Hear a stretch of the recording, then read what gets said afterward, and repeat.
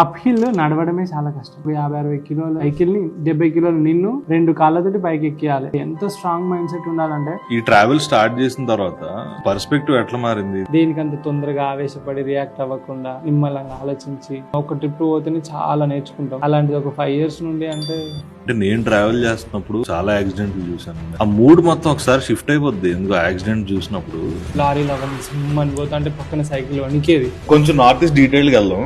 Meghalaya, Cherrapunji, డ్వాకి river, Sikkim, ప్రపంచం మొత్తం చూసిన ఫీలింగ్ వస్తుంది. అడవులు ఉంటాయి కదా, పైన్ ట్రీస్ తోటి, పైకి చెట్లు, కిందికి వెళ్ళి ఇట్లా కెమెరా పెడితే అసలు నీ అమ్మాయి ఎక్కడున్నారా, ఇండియా నారా ఇది, ఇండియా ఇంత బాగుందా, తిరిగితేనే కదా తెలిసేది. Best people met on road. South Korea అని కొట్టంగా ఒక 30-40 కాంటాక్ట్లు, జపాన్ అని కొట్టంగా ఇట్లా కంట్రీస్ పేర్లు పెట్టుకుంటాను అన్నట్టు. అకౌంట్లలో లక్షల కోట్లు లేకపోవచ్చు కానీ అంతకన్నా విలువైన మనుషులు ఉన్నారు.